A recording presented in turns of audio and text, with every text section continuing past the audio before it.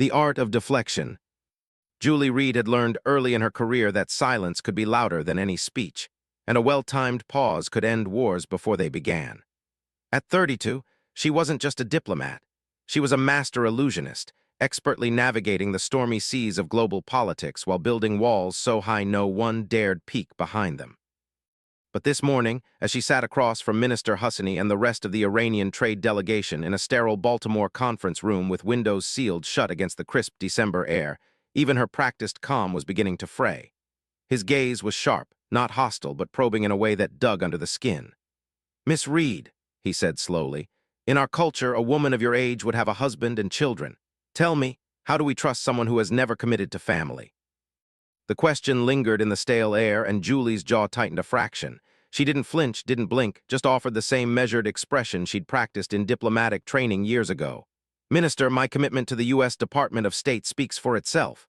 Her tone was neutral, polite, firm. "Perhaps," he replied, folding his hands, "but a complete woman understands sacrifice for others." Across the table, her colleague Marcus shifted uncomfortably, casting her a subtle glance that screamed, "We need this deal." She resisted the urge to sigh and smiled instead, that same tight, agreeable smile she had perfected through years of sidestepping landmines. "I appreciate cultural perspectives," she said. "We all serve in our own ways." But inside, something simmered. That comment, no matter how dressed up in civility, was a dagger wrapped in silk. When the meeting finally ended and the Iranian delegation shuffled out with handshakes and polite nods, Marcus cornered her in the hallway, rubbing his temple like a man approaching a migraine. "Jules," he muttered, "they're not backing off. You handled it well, but they sense something. Maybe it's time to consider," he lowered his voice, "a fake boyfriend, just to keep things tidy." She gave him a flat look. "Seriously, look, it's not about you, it's optics. Your personal life is becoming professional ammunition." He wasn't wrong, and that made it worse. That evening, seeking refuge from the swirling judgments and microaggressions disguised as tradition, Julie found herself driving toward the Kennedy Center. The Baltimore Symphony was performing, and she hadn't been in months. The parking was terrible, the crowds insufferable, but music that was sanctuary. She slipped into the back row just as the lights dimmed, the hush of anticipation falling like snow across the crowd. And then she appeared. The violinist, blonde, ethereal, draped in black like a figure from a dream, her instrument cradled like an extension of her soul. When she began to play, the first aching notes of Brahms filled the space, and Julie felt something in her chest loosen, like a window cracked open after years of being shut. The melody was flawless, but there was sadness threaded between the notes. Julie could sense it. Her years in diplomacy had trained her to read the invisible, the unsaid. Even from a distance, she saw it in the tightness of the violinist's jaw, the restraint in her bow. She was performing for the world, but playing for something, or someone, else entirely. After the concert, unable to go home just yet, Julie wandered to the Belvedere Hotel bar, tucked into a corner booth with a glass of wine, processing the haunting beauty she'd just witnessed. The soft murmur of conversations around her was a balm, not a burden. But when the doors opened and the violinist herself stepped in, still in her concert attire, violin case in hand, something inside Julie stirred, something she didn't have a name for anymore. The woman ordered a Manhattan with an extra cherry and sat 2 stools away. Julie turned, quietly emboldened. "Rough night." The violinist glanced sideways, not unfriendly. "Were you at the concert?" "Back row," Julie replied. "You were incredible." The woman smiled, grateful but distant. "Thank you." "Julie," she said, extending a hand. "Autumn," the violinist replied, her grip warm but fleeting. "Brahms' piece," Julie began. "It sounded personal." Autumn chuckled, but it was a brittle sound. "Music always is, even when you wish it was." Her honesty was disarming. In Julie's world, vulnerability was weakness, but here it felt like truth. "Bad day at the office?" Autumn asked, swirling her drink. Julie let out a low laugh. "Something like that, you?" "The same," Autumn admitted. "Sometimes I wonder if anyone actually sees me or just the performance." Julie's throat caught. That was it. That was exactly it. She nodded slowly. "I see you," she said, barely above a whisper. Their eyes met in the mirror behind the bar. Julie's sharp and guarded, Autumn's soft and searching, and something shifted, not a spark, a recognition. 2 women who had spent their entire lives building armor suddenly finding someone who knew where the cracks were. Autumn asked what she did. "I'm a diplomat," Julie said, "currently trying to convince foreign governments that America is worth trusting." "How's that working out?" Autumn smirked. "About as well as you'd expect," Julie said, and they both laughed. They talked until the bar lights dimmed and the staff began to sweep the floor. Travel stories, public scrutiny, the crushing isolation of being admired but not known. When Autumn mentioned visiting Prague, Julie blinked. I was posted there 3 years ago. Autumn tilted her head. I went the winter before that, Christmas market. I was there too, Julie said, probably within feet of you. Autumn's lips curled into a thoughtful smile. Missed connections. Maybe, Julie murmured. We weren't ready then. As they stood to leave, Autumn hesitated. This was nice, she said. Unexpectedly nice. Julie nodded. Want to do it again sometime? There was a long pause. Autumn's eyes searched her face, weighing risk against desire, intuition against history. I'd like that, she said finally, pulling out her phone. Their fingers brushed as Julie returned it, and the contact, the touch, left behind a spark neither of them dared name. Good night, Julie. Good night, Autumn. And then she was gone, swallowed by the elevator, and Julie stood there, the quiet bar behind her and something new stirring in her chest, something wild and terrifying and real. The taste of truth. The Merchants' Club was a hidden gem, marble pillars, velvet drapes, and chandeliers that whispered old money and old secrets. Julie had been here many times before, usually with dignitaries and board members who talked more than they listened. But tonight felt different. She stood by the bar nursing a glass of Tempranillo, rehearsing casual greetings in her mind, each one more pathetic than the last. She had negotiated ceasefires, brokered deals between governments that hadn't spoken in decades. And now a simple second meeting with a violinist had her heart pacing like she was back in her first debate team competition. Her blazer itched. The wine was too warm, and her thoughts were moving too fast. Then Autumn entered. There was no announcement, no flourish, just a quiet shift in the atmosphere, like someone had opened a door and let the cold truth in. She wore a deep navy coat over a sapphire blouse that somehow matched the exact hue of her eyes. No violin this time, but she walked with the same grace, like every step had intention. She scanned the room until her gaze landed on Julie, and a slow, knowing smile curled her lips. I was afraid I'd be the one waiting, she said, unbuttoning her coat and revealing a delicate silver necklace that caught the light. You're punctual. Occupational hazard, Julie replied, offering a hand that Autumn took without hesitation. The handshake wasn't formal this time. It lingered, warmed, held just a second too long.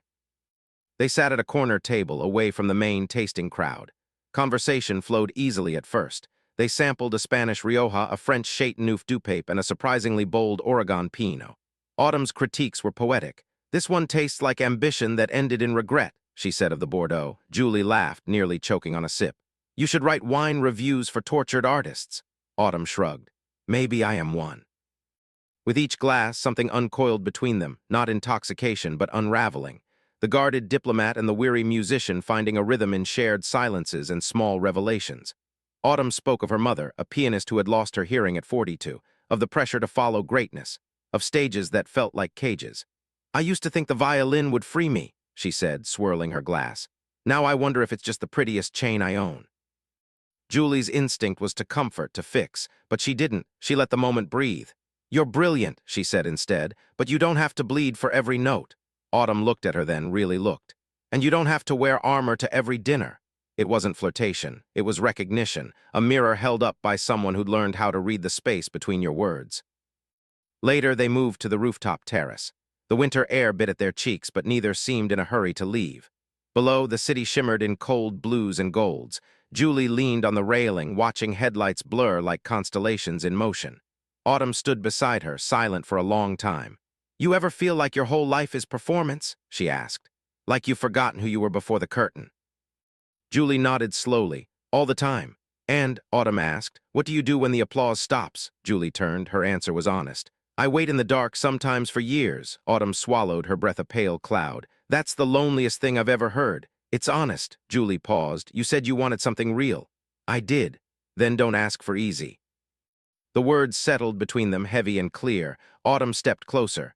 You think honesty is enough? Julie met her gaze. It's all I have left. The cold wind wrapped around them, but neither moved. The silence stretched, then softened. I was engaged once, Autumn whispered. Julie blinked. To a man. A pause. To a woman we met in conservatory. She played cello. She left before our second tour, said I loved the violin more than I loved her. Maybe she was right. Her voice didn't crack, but her hands trembled. Julie reached for her gently, not to fix, not to promise, just to hold space. Her hand found Autumn's, fingers interlocking naturally, like they had done it 100 times before in another life. Do you regret it? Julie asked. No, Autumn replied, but sometimes I wonder if I've closed doors so tightly I forgot how to open them again. Then maybe, Julie said softly, you don't have to open them all at once, just one. They didn't kiss, not yet, but something shifted in that rooftop stillness. A door creaked.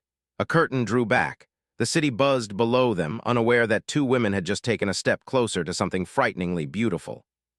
Before they parted, Autumn glanced at her phone. Are you free Thursday night? For what? I'm performing again, small venue, only 30 seats, not classical, not polished, just me and maybe a few truths, Julie smiled. I'll be front row. Autumn looked down, then back at her. Julie, her voice was quiet, uncertain. Why now? Why me? Julie exhaled slowly. Because for once I don't want to disappear behind diplomacy, and when you play, I remember who I was before I learned to hide. Autumn said nothing. She just nodded, eyes shimmering in the streetlight. Then she leaned forward, pressed a soft kiss to Julie's cheek, nothing presumptuous but undeniably intimate, and turned away. Julie didn't move until the sound of Autumn's footsteps disappeared. Then she exhaled a breath she didn't know she'd been holding and whispered to the night, "Please, let this be real." The night she played without applause.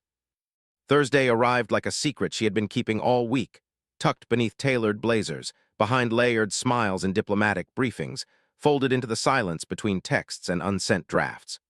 Julie spent the morning in a policy negotiation about military trade, the afternoon writing a speech for a climate conference, and the evening alone in front of the mirror, staring at herself not as a diplomat, but as a woman who hadn't been on a real date in nearly 7 years.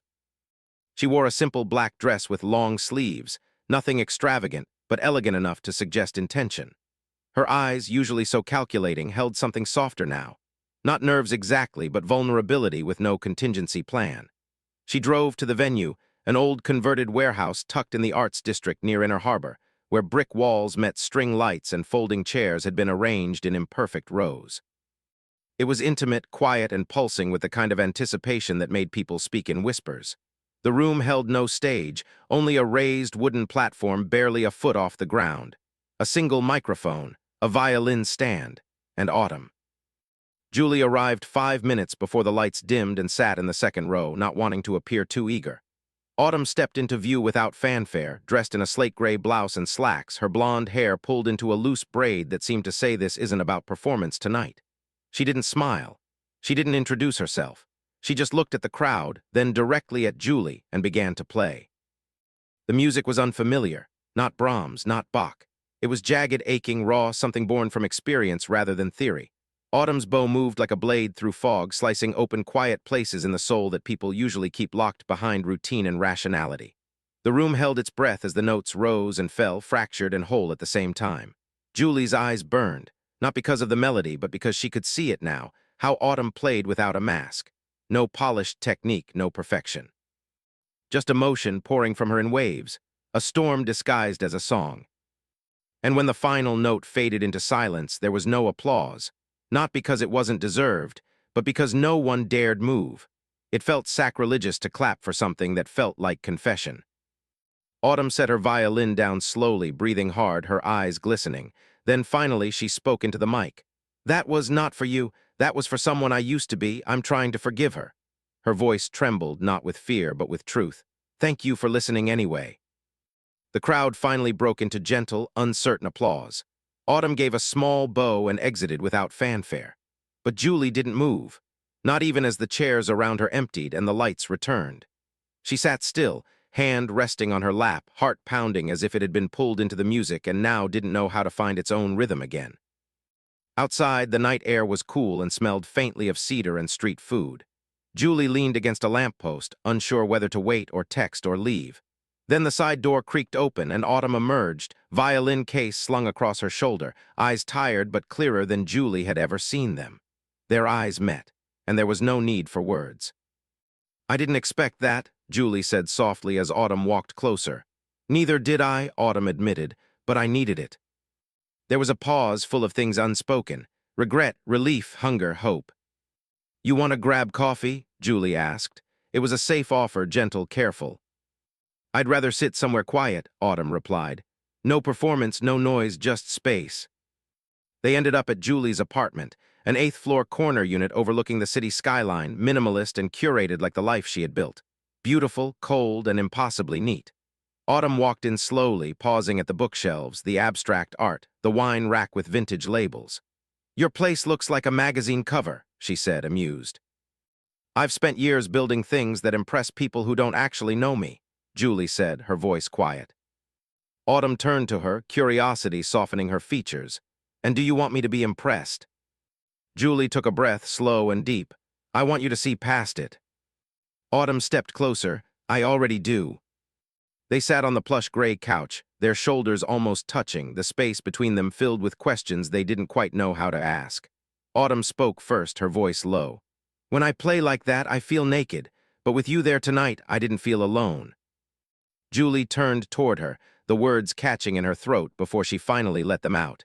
"You made me feel something I'd forgotten was possible." "What's that?" "That I don't have to disappear to survive." Autumn's eyes shimmered. "Neither do I." They didn't kiss, not yet, but Julie reached out, gently brushing a strand of hair from Autumn's face. It wasn't romantic in the cinematic sense, it was something deeper, recognition. A silent promise that if they were going to do this, it would be slowly, honestly, carefully, and with every wall they'd ever built left in ruins. "I should go," Autumn said after a while, though she didn't move. Julie nodded. "Or you could stay, not like that," she added quickly. "Just stay, talk, exist, no performance." Autumn considered that, then slowly leaned back into the couch, her head resting on Julie's shoulder. "I could use a night without pretending." So they sat like that, two women trained to perform for the world, finally resting in the truth of stillness. Outside, the city kept spinning, but inside, a moment had crystallized, a truth neither of them could ignore anymore. And long after midnight, as Autumn drifted to sleep beside her, Julie whispered into the silence, "Tell me something real." Her voice barely audible, fragile with hope. And though Autumn didn't speak, her presence, warm, steady, and finally unguarded, was the answer Julie had been waiting for all her life. The language of silence. The next morning unfolded like a quiet confession. The city outside Julie's window hummed with its usual chaos, honking horns, delivery trucks groaning beneath weight, people chasing time like it could ever be caught. But inside her apartment, the world was still.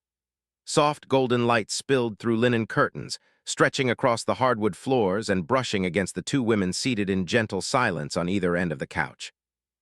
Autumn sat cross-legged, barefoot, wrapped in one of Julie's thick sweaters that swallowed her slender frame.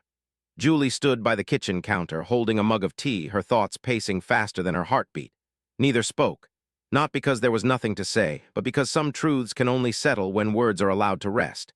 They had shared nothing physical, yet something deeply intimate had passed between them, a surrender, a shared stillness.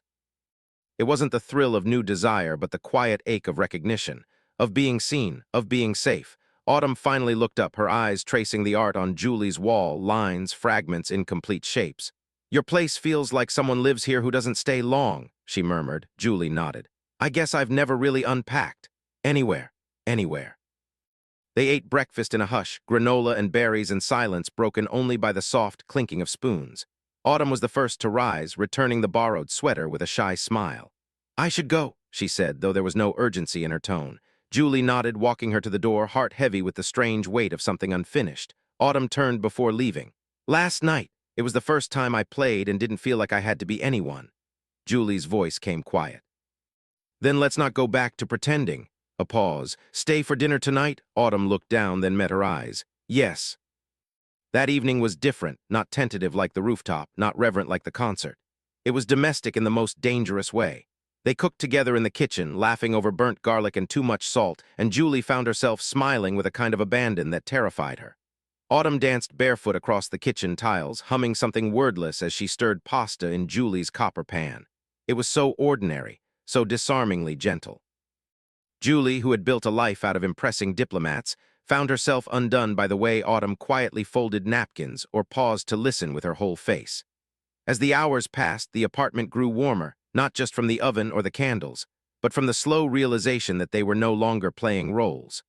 They were women, complicated, tired, and wanting, who had finally stepped out of their own shadows. After dinner, they sat curled on the couch again, but this time facing each other, legs intertwined like vines seeking light. The wine between them remained untouched. Conversation flowed, and with it, truths that had lived too long in silence.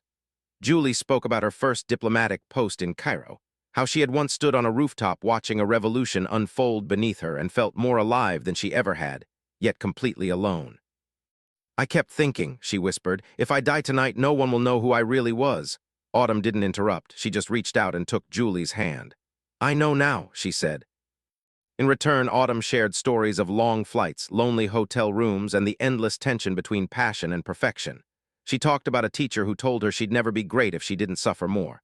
I believed him, she admitted, voice breaking.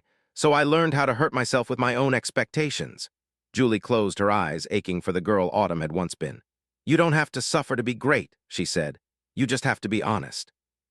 Autumn looked at her, something stirring behind her eyes. Then tell me something honest, she whispered. Julie leaned in slowly, deliberately. I don't know how to do this, she admitted. I've hidden behind diplomacy so long I forgot how to be just me. Autumn's reply was barely a breath. Then let's figure it out together. The kiss wasn't fireworks or music. It wasn't cinematic or staged. It was quiet, soft, a meeting of lips that asked nothing and promised everything. It didn't linger with hunger, but with reverence, like opening a long-forgotten door to a room filled with memories never lived. When they pulled apart, neither spoke. They just stayed close, breathing the same air, holding on to the silence like it was a vow. Later, Julie rested her head on Autumn's lap, eyes fluttering closed as Autumn stroked her hair. I'm scared, Julie whispered into the darkness. Me too, Autumn replied, but I'm more scared of not trying. Outside, the city continued its relentless rhythm. But inside that quiet apartment, something rare had taken root, not a love story written for others, but a truth long denied. They didn't need to name it yet. They only needed to live in it. That night, Autumn stayed, not for the sake of romance, not for the thrill, but because when she looked around the room, the books, the silence, the woman sleeping beside her, it finally felt like she had arrived somewhere safe. The lie we learned to live with. Autumn had always known how to read a room, how to silence an orchestra with the lift of her bow, how to move through crowds and stages like a ghost dressed in silk. But she had never learned how to stay. Not really. So when Julie opened her eyes that morning and found Autumn still there, barefoot in her oversized sweater again, standing by the window holding a mug of black coffee and watching the sky turn from slate to silver, it felt like something more than morning light had broken through. Julie sat up, hair tousled, voice raspy. You stayed. Autumn turned and nodded softly. I did, and I don't regret it. They didn't speak for a while after that, each letting the moment stretch and settle, neither rushing to fill it with promises or labels. But the stillness was different now, no longer the hush before a storm, but the calm that comes after one, when you realize the house is still standing and someone else has chosen not to run. Julie rose, crossed the room, and gently rested her head on Autumn's shoulder, and in that moment nothing else in the world asked for their attention. But the world, as it often does, never stays quiet for long. Julie's phone buzzed on the counter once, twice, and then a third time with that peculiar urgency reserved for emergencies or diplomatic disasters. She reluctantly pulled herself away and read the screen. Urgent change in Tehran's schedule. Need briefing. 2 p.m. Full attendance mandatory. She sighed, and Autumn caught the shift in her face immediately. Work, Julie nodded. They're pushing up the next trade session. Everyone's on edge after last week's round table. Minister Husney thinks I'm the American who needs to prove herself most. Autumn tilted her head. Because you're a woman? Julie hesitated. Because I'm a woman and because I'm not married, don't have children, don't have a man beside me to nod in public and tell him I'm stable. She smiled bitterly. To them, I'm unfinished. Autumn's brows furrowed, and for the first time there was no music in her expression, only fire. You're more complete than any man in that room. Julie laughed, but it came out hollow. Maybe, but the room still decides whose voice counts. She moved to the closet, already changing gears, already folding herself back into the armor of suits and neutrality. By early afternoon, Julie was in a sharply tailored blazer, heels that clicked with authority, and a face that betrayed nothing of the woman who had spent the night being vulnerable in her own home. At the conference building, she shook hands, gave rehearsed nods, and sat straight-backed before a crowd of men who debated tariffs as if human connection wasn't the foundation beneath every trade. But something inside her had shifted, and she felt it when Minister Husney once again made a quiet, patronizing comment about the emotional instincts of unmarried women. This time, Julie didn't swallow it. She leaned forward, her voice even and poised. Minister, in my country, we call emotional intelligence a leadership trait. Perhaps that's why I'm here instead of someone less qualified. A hush fell over the table. Marcus glanced at her with a stunned mixture of admiration and panic, but Julie didn't flinch. She didn't retreat. And in that moment, for the first time in years, she didn't feel like she was performing. She felt real. That night she returned to an empty apartment. Autumn had left a note on the counter, simple, handwritten, folded once. You looked peaceful when I left. Didn't want to wake you. Rehearsal until late. Call me if you want silence or noise. I'm okay with both. Julie pressed the note to her chest and exhaled slowly.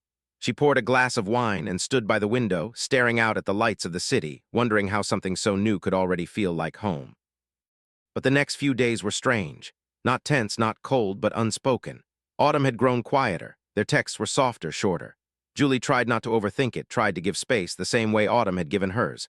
But the truth was, Julie didn't know how to exist in something that wasn't defined by control. One night, they met for dinner at a small cafe with outdoor seating, and though the food was perfect and the music gentle, something invisible sat between them, thick and unspoken. Julie stirred her tea with unnecessary focus. Is everything all right? Autumn hesitated, then said, You ever feel like you're on the edge of something beautiful and terrifying at the same time? Julie looked up. Every time I'm with you. Autumn smiled faintly, but there was sorrow behind it. I want this, she said, but I'm still learning how to want without fear. Julie reached for her hand, gently tracing circles on her palm. We don't need to name it yet, she said. Let's just stay in it. But even as she said it, she felt the fragility in Autumn's grip, the way her fingers held back. The lie we learn to live with, Julie thought, isn't that we're unlovable, it's that we're too complicated to be loved completely. When they walked to the car, Autumn turned suddenly, eyes shining. Julie, if anyone ever asks about us, what would you say? The question stung, not because it was unexpected, but because it was real. Julie froze for a second, then answered with quiet honesty. I'd say she makes me feel like I exist in full color. Autumn's lips parted, her gaze softening. Then I hope you say it loudly. They didn't sleep over that night.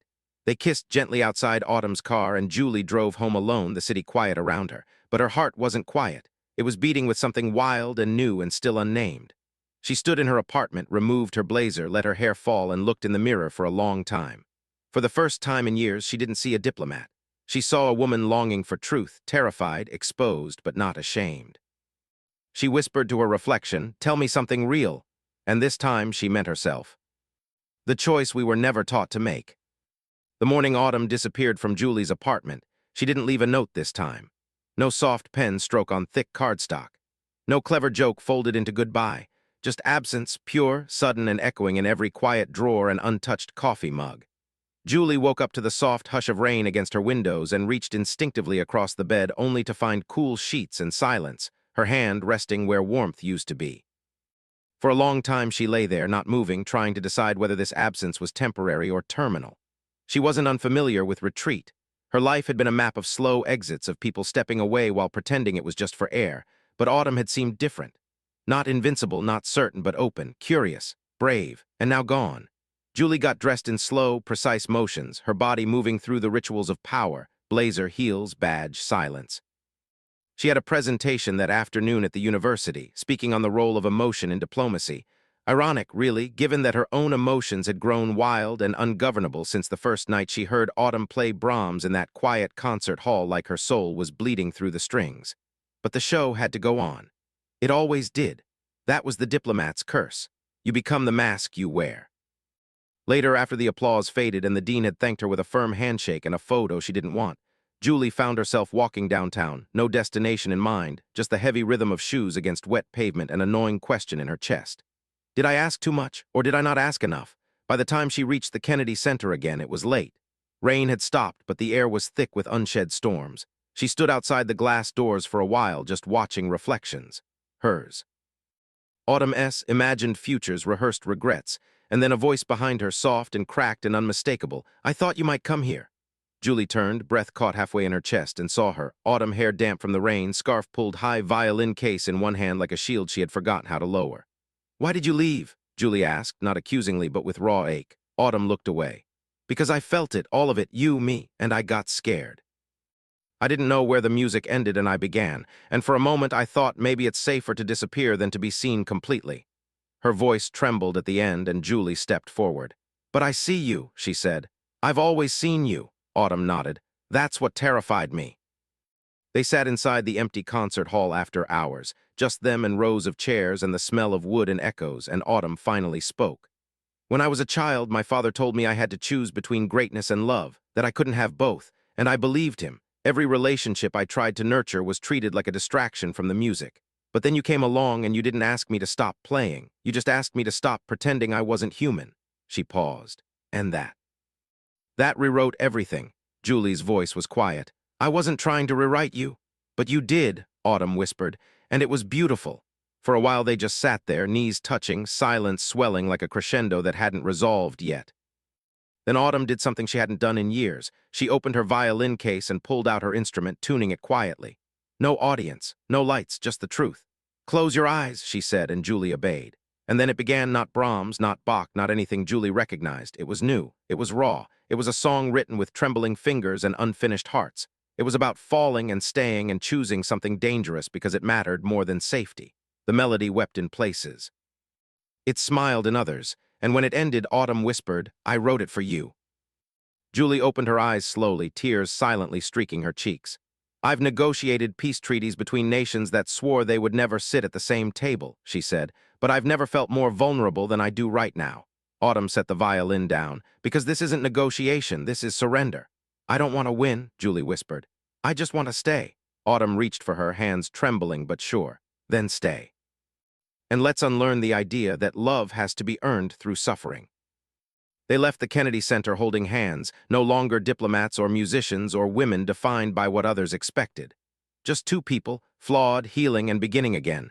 When they reached Julie's apartment, neither one rushed.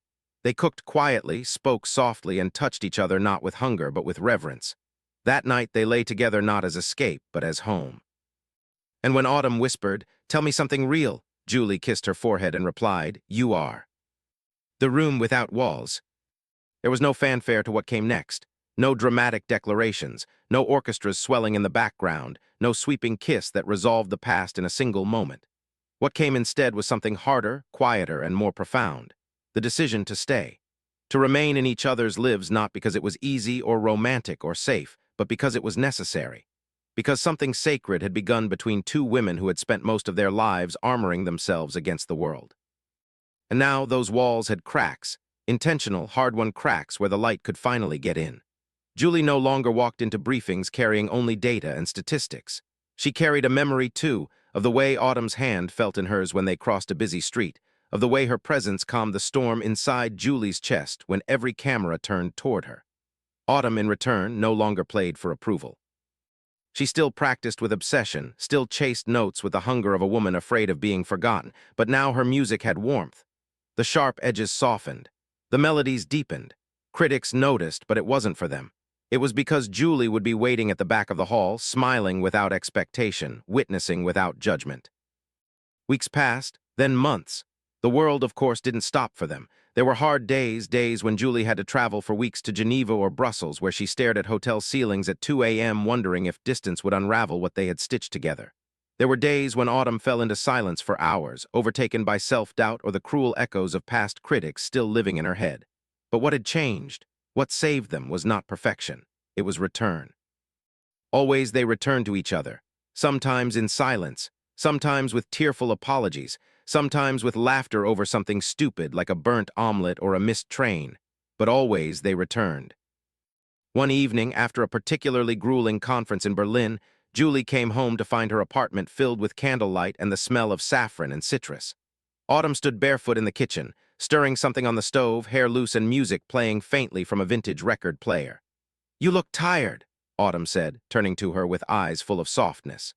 Julie dropped her suitcase, walked across the room, and pulled her into an embrace that was more relief than romance. I missed you, she whispered into her shoulder. I missed me too, Autumn replied gently, and Julie smiled through exhaustion. Later that night, after dinner and quiet music, Julie sat on the couch and opened a box she had been carrying in her bag for over 2 weeks. I got this in Vienna, she said, handing it to Autumn. Inside was a small, leather-bound journal, the kind musicians used to scribble half-finished lyrics or melodies.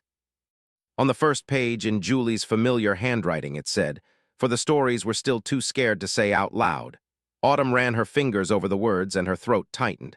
Do I have to fill it alone? She asked. Julie shook her head.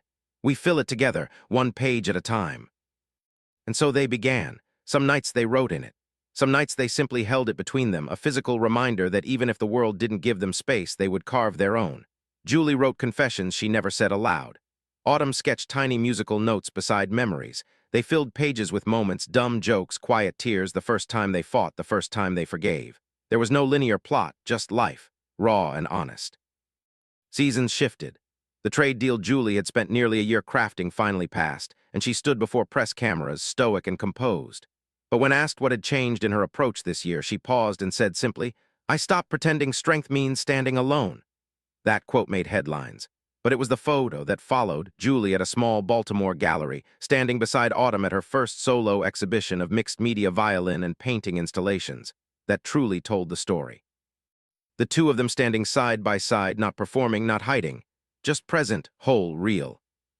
That night after the gallery crowd had left, Autumn and Julie sat cross-legged on the hardwood floor, barefoot, champagne in hand.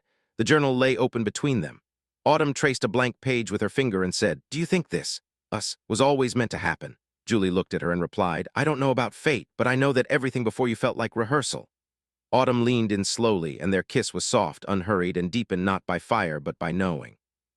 When they pulled apart, Julie whispered, "Tell me something real." Autumn smiled, brushing a strand of hair from Julie's face. "You don't need to ask any more," she said. "You already have it." And in that moment, in a quiet room in a city that never quite stopped spinning, two women who had once been strangers to themselves found a home not in walls, not in titles, not in promises, but in each other.